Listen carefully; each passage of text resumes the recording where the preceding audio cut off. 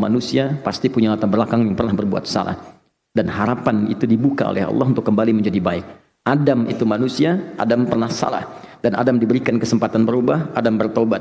Setan pernah salah, dan setan diberi kesempatan tobat, dia memilih untuk bertahan dalam kesalahannya.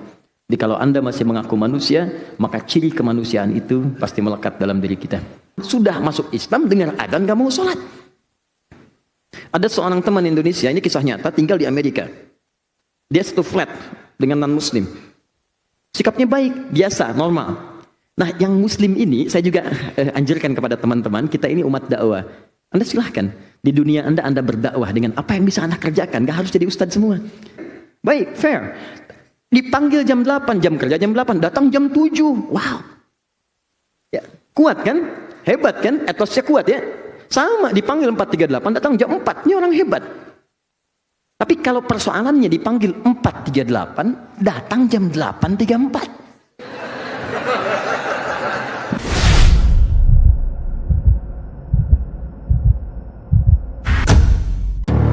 Assalamualaikum warahmatullahi wabarakatuh. Alhamdulillah, wassalatu wassalamu ala rasulillah wa ala alihi wa sahbihi wa man wala wa ba'd. Alhamdulillah, sekali lagi kita bersyukur pada Allah Subhanahu wa taala, kita masih diberikan kesehatan, kita diberikan kekuatan, kita diberikan kenikmatan iman. Saat sementara saudara-saudari kita mungkin di hari ini ada yang kurang sehat, kita doakan semoga Allah memberikan kesembuhan terbaik. Ada juga di antara saudari-saudari kita yang mungkin hari ini masih belum beriman kepada Allah Subhanahu wa taala. Kita doakan pula mudah-mudahan Allah memperkenankan dan menguatkan dirinya untuk beriman dan diwafatkan dalam keadaan husnul khatimah insyaallah. Dan saya membiasakan untuk mengajak teman-teman memulai dengan mendoakan orang-orang sekitaran kita, keluarga termasuk kita, karena doa itu insyaallah senantiasa memberikan kelapangan-kelapangan dan kemuliaan. Tidak ada rugi dalam doa. Pasti dijawab oleh Allah Subhanahu wa taala. Itu janji Allah di Quran surah kedua Al-Baqarah ayat 186. Paling kiri sebelah bawah di mushaf. Allah katakan wa idza sa'alaka 'ibadi 'anni fa inni qarib. Kalau hambaku sedang mencari-cari aku, katakan padanya aku dekat. Biasanya kalau orang cari Allah kan motifnya dua. Kalau bukan ingin tobat, atau yang kedua dia punya kebutuhan yang dimintakan kepada Allah. Dua itu.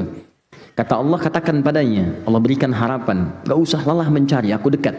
Ini bahasa indah ya, bukan hanya dalam bahasa Arab, tapi dalam ilmu psikologi pun memberikan harapan yang kuat. Anda bertanya, Ustadz di mana? Jawaban pertama misalnya, ini belum jelas nih kabarnya. Yang kedua mengatakan, Ustadz sudah dekat, sebentar lagi tiba. Mana yang paling menenangkan? Satu atau dua? Dua, sudah dekat. Itu yang paling menenangkan, kan? Nah karena itu, ketika Allah kemudian memberikan statement, aku dekat, gak usah dicari. Tapi yang paling menarik, diteruskan kepada motif hambanya. Perhatikan kalimatnya. Wa idza sa'alaka 'ibadi 'anni fa inni qarib. Tidak berhenti sampai sini. Ujibu da'watad da'i idza da'an. Ketika mereka datang kepadaku memohon apapun, aku pasti akan kabulkan apa yang mereka minta. Sepanjang itu mengandung nilai kebaikan untuk dunia akhiratnya. Maka saya mohon kepada teman-teman sekalian, isi. Jangan sampai ada sehari kita tidak berdoa pada Allah Subhanahu wa taala. Ya, dan di antara doa itu minta yang belum beriman supaya diberikan oleh Allah kekuatan iman. Alhamdulillah kami di Bekasi dengan teman-teman membiasakan dan hampir setiap pekan ada yang masuk Islam. Ada yang masuk Islam. Ada yang mantan preman, ada yang mantan pembunuh, ada yang mantan penjudi, ada yang biasa-biasa. Tapi kita bahagia gitu. Ya, beberapa waktu yang lalu datang ke akhir center itu satu pertanyaan, Ustaz, saya mantan pembunuh. Bisa nggak saya tobat? Saya katakan selamat. Allah sangat mencintai pelaku maksiat yang mau tobat dibandingkan orang soleh yang tidak pernah merasa salah. Lalu saya sampaikan Quran surah kedua di akhir ayat 222. Innallaha yuhibbut tawwabin. Allah cinta orang tobat. Dan Anda sekarang sedang dicintai oleh Allah. Saya pun belum tentu bisa mendapatkan status itu. Jadi ketika Allah menanamkan cintanya, ambil itu. Karena tidak semua hamba bisa mendapatkan kesempatan itu. Maka dia terima tawaran kami itu, dia ambil kesempatan itu. Tiba kemudian beberapa hari, saya tidak tahu orangnya siapa, kemudian datang. Orang yang penuh dengan tato, wajahnya juga kelihatan tidak biasa. Tapi tiba kemudian ada pancaran keindahan di wajahnya. Dia datang cuma meluk, nangis. Setelah itu pamit pulang. Tapi dalam hatinya saya melihat ada janji untuk menjadi hamba yang lebih baik daripada sebelumnya. Setiap kita tidak pernah ada orang yang suci. Semua manusia pasti punya latar belakang yang pernah berbuat salah. dan harapan itu dibuka oleh Allah untuk kembali menjadi baik. Adam itu manusia, Adam pernah salah dan Adam diberikan kesempatan berubah, Adam bertobat. Setan pernah salah dan setan diberi kesempatan tobat, dia memilih untuk bertahan dalam kesalahannya. Jadi kalau Anda masih mengaku manusia, maka ciri kemanusiaan itu pasti melekat dalam diri kita. Teman-teman, kita teruskan bahasan kita. Mohon izin hari ini kita hanya punya kesempatan sampai jam 12. Jadi saya akan maksimalkan apa yang kita bisa bahas dalam kesempatan ini. Kita fokus pada pembahasan tentang sholat. Ya, mohon izin. Sekarang kita akan masuk pada bahasan ruku. Saya sudah bahas tentang makna sholat. Sudah bahas tentang manfaat-manfaat sholat. Sudah bahas tentang syarat-syarat dasar sholat yang mencakup aspek bacaan, gerakan, kemudian makna. Jadi kalau Anda ingin belajar ibadah kata Al-Quran, seperti saya sampaikan di pertemuan lalu, jangan cukupkan pada bacaan dan gerakan, tapi juga sampaikan itu pada pembahasan tentang maknanya untuk mendapatkan kenikmatan dalam ibadah dan kekhusyuan dalam pelaksanaannya. Banyak orang tidak khusyuk dalam sholat bukan karena tak mampu khusyuk, kata Al-Quran, karena dia tidak mengerti, tidak paham apa yang dibaca dan dilakukan dalam sholatnya. Bagaimana Anda bisa menikmati sholat kalau Anda nggak ngerti apa yang dibaca dan tidak paham apa yang dilakukan? Ya, karena itu kita akan teruskan pada pembahasan yang kedua. Satu sudah kita selesaikan, fase berdiri. Ya, fase berdiri sudah kita bahas. Kita masuk kepada bagian yang kedua sekarang, ruku. Ya. Nanti setelah itu kita akan turunkan bahasannya, mencakup tentang cara ruku, bagaimana caranya, bacaan ruku, apa yang dibaca dalam ruku, yang terakhir hikmahnya, maknanya, kenapa kita mesti ruku, apa yang bisa kita bawa dalam ruku itu, apa pesannya, apa inspirasinya, apa manfaatnya. Itu yang coba kita turunkan dan puncaknya kita bawa spirit ruku ini dalam kehidupan sosial kita. Jelas sampai sini? Baik ya. Karena bagian pertama sudah selesai, maka nomor 1 saya hapus dulu. Ya, periodenya sudah selesai, tinggal masuk yang kedua, ruku. Baik, sudah siap? Nanti saya minta satu orang dari teman-teman yang ikhwan untuk bantu saya di sini, supaya saya bisa praktekkan seperti apa cara rukunya, seperti yang diinginkan oleh Al-Quran dan hadis-hadis Nabi Sallallahu Alaihi Wasallam. Oke, saya berikan pengantar dulu ya. Kita lihat Quran. Kita turunkan tentang ruku dalam Al-Quran dulu. Quran surah kedua ayat 43. Kemudian dikaitkan dengan salat Quran surah ke-22 ayat ke-77. Satu ayat terakhir. Kemudian manfaatnya, ini rahasianya. Tolong jangan diabaikan bagian ketiga ini, karena ini hal yang sering dilupakan oleh sementara teman-teman yang salat di kekinian. Di era sekarang. Di orang hanya mengejar cara dan bacaan. Yang penting saya sholat, yang penting ruku. Ya, padahal ada kesempatan di bagian yang ketiga. Allah berikan keutamaan dalam sholat yang tidak ditampilkan kecuali dalam posisi ruku dan sujud. Ya, kita lihat Quran surah ke-48 ayat 29. Ini rahasianya. Kalau Anda rukunya benar, maka Allah akan mengabulkan apapun yang Anda minta, yang paling istimewa yang Anda mohonkan. Jadi kalau surga, surga yang paling istimewa. Kalau dunia, dunia yang paling istimewa. Kalau alam kubur yang paling istimewa. Jadi janjinya begini, yang paling istimewa saja aku kabulkan, apalagi yang biasa. Jelas ya? Oke. Jadi poinnya. Kemudian hadisnya, penjabarannya hadis riwayat Al-Bukhari. Nomor hadis 757, 789. Hadis riwayat Muslim nomor hadis 411. Kita ke sini ke sahabat Abu Hurairah. Kita ke sini ke sahabat Abu Humaid As-Sa'di. Sama juga dengan yang ini dan tambahannya plus sahabat Anas bin Malik. Oke.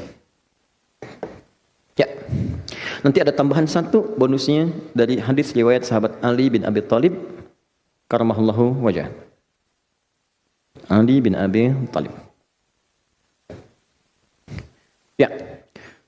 Pertama kita ambil dalil dalam Al-Quran dulu, supaya kita punya argumentasi dan punya dasar dalam bahasan kita. Pertama, Quran surah kedua ayat ke-43. Paling kanan pertengahan.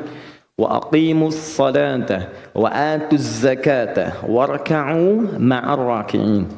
Wa aqimus salata, tunaikan salat dengan benar. Wa atuz zakata, keluarkan zakat dengan tulus.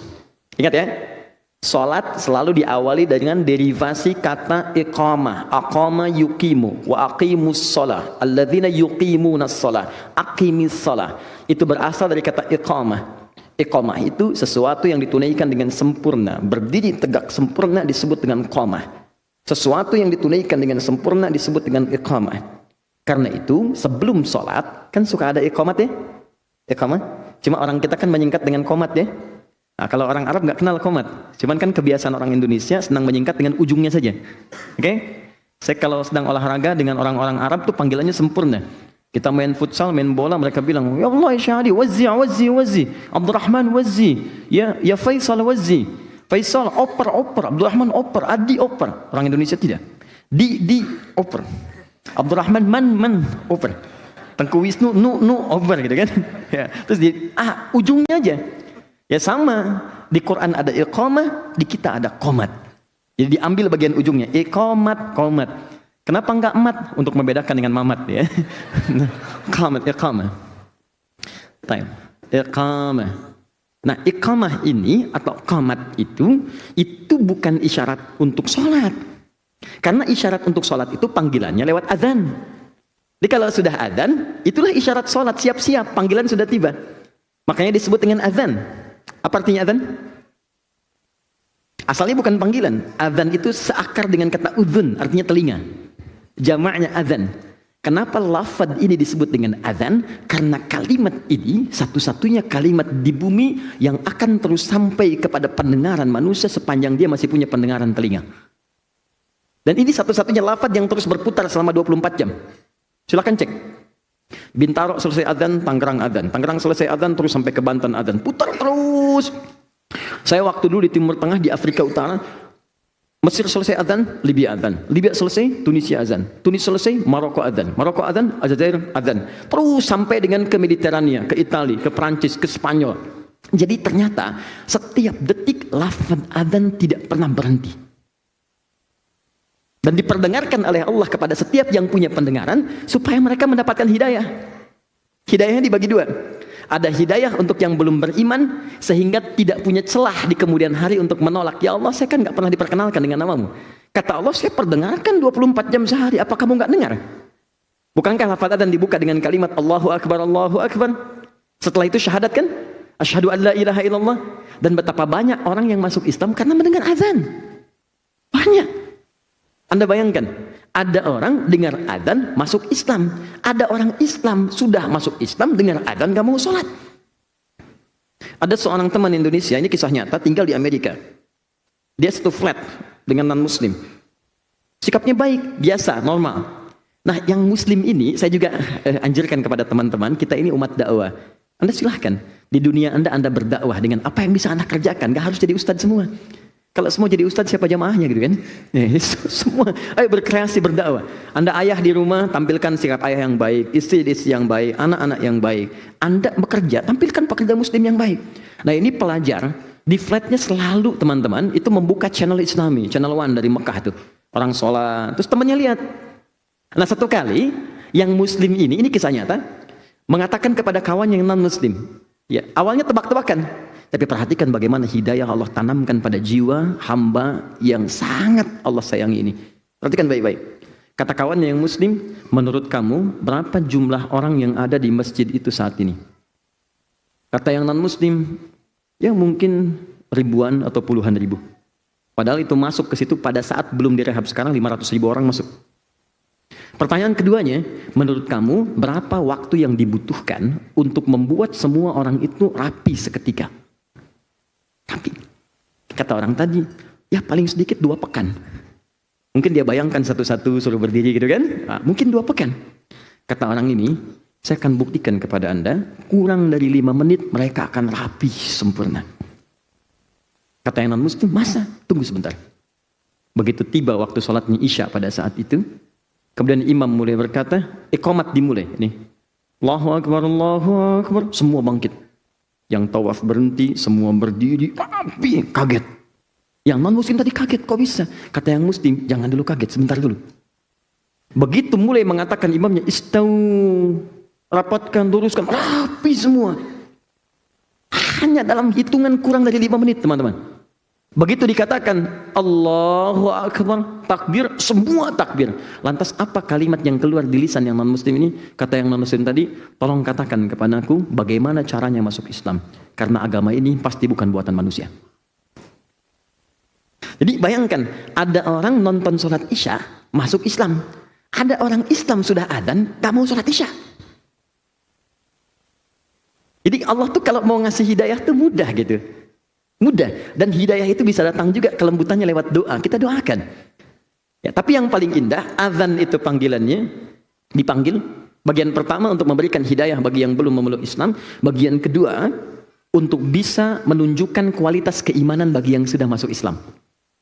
Jadi kalau Anda ingin mengecek level keimanannya, itu bisa dicek dengan amal soleh. Amal soleh pertama itu adalah sholat. Nah, ada berita dalam Al-Quran, buka Quran surah keempat ayat 103, paling kanan ke atas sedikit. Quran surah keempat ayat 103.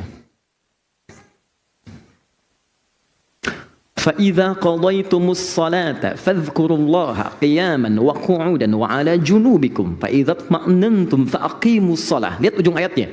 إِنَّ الصَّلَاةَ كَانَتْ عَلَى الْمُؤْمِنِينَ كِتَابًا مَوْقُوتًا. Bahasa paling singkatnya saat diterjemahkan, kata Allah, orang-orang beriman itu pasti tahu waktu salat. Inna salata kanat, sungguh salat itu kanat alal mu'minina, bagi orang beriman kitaban mauquta, sudah jelas waktunya. Ini kalau kita terjemahkan dengan bahasa yang mudah dipahami, kata Allah, orang beriman itu pasti tahu waktu salat. Jadi kalau Anda mengaku beriman tapi tidak paham waktu salat, berarti ini menunjukkan tingkatan yang lemah dalam imannya. Maka dibagilah oleh para ulama itu dengan panggilan azan. Bagaimana cara membaginya? Dibagi kepada 3 level. Ada yang standar, standar keimanan. Standar itu saat dipanggil, dia baru datang.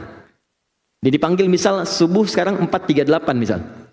Terus azan, Allahu Akbar, Allahu Akbar, azan. Begitu azan, dia datang. Itu menunjukkan imannya standar. Nah ini.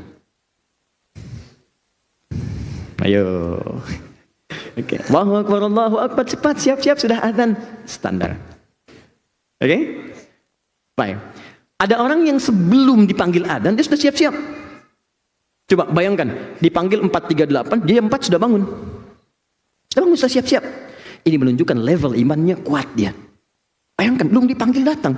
Sama Anda kan kerja di kantor, jam masuknya jam 8. Jam masuk jam 8, datang jam 8, standar kan?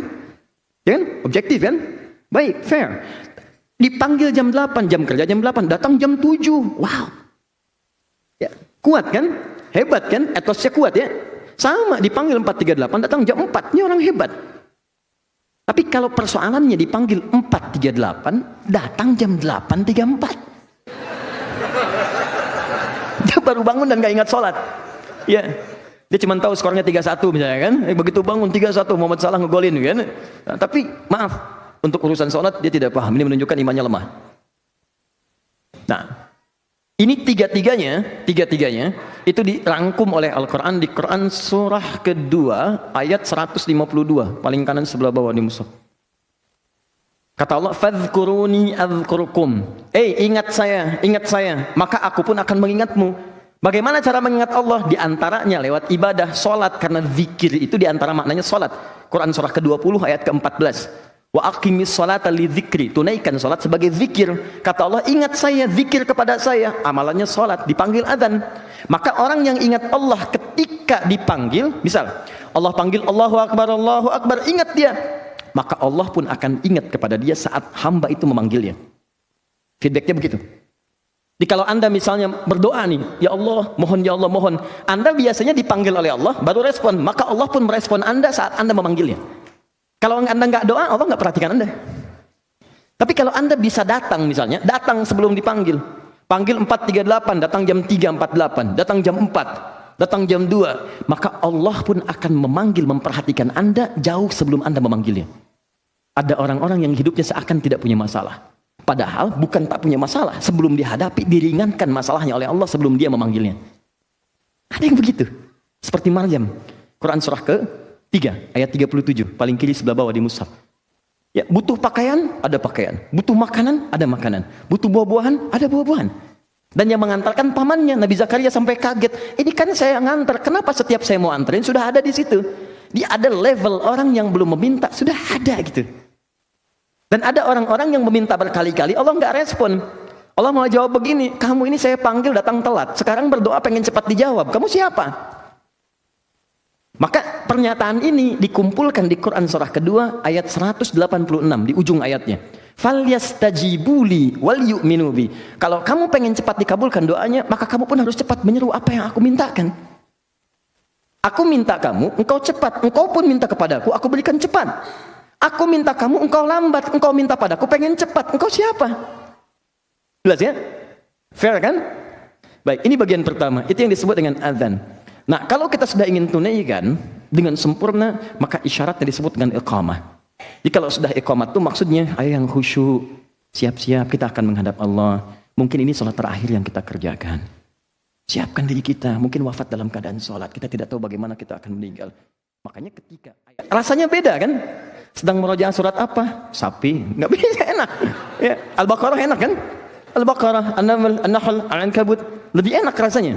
Tapi ada bahasa-bahasa yang Nabi pun memberikan dengan isyarat, bukan lafadznya. Bukan lafadznya, isyaratnya. Maksudnya apa? Kalau Anda nanti hadir di dunia berbeda, di masa yang tidak sama, maka boleh sampaikan dengan bahasa Anda supaya dia cepat paham. Dulu rumahnya Sayyidah Maimunah. Di situ Nabi pernah sholat 2 rakaat sebelum peristiwa Isra Mi'raj. Sholat, kemudian baru berangkat. Di situ pula Ibnu Abbas itu pernah tinggal di sini saat Nabi itu bermalam di sini. Ikut tinggal di sini, malam-malamnya ngelihat kebiasaan Nabi bangun, bagaimana cara bangunnya. Sampai setelah bangun, ikut sholat tahajud, sholat di belakang Nabi. Begitu sholat ditarik oleh Nabi sehingga safnya sejajar. Berdua sholat. Hadis ini dijadikan dalil oleh teman-teman, kebolehan berimam dan makmum berjamaah dengan posisi sejajar. Kalau imamnya satu, makmumnya satu. Jelas ya?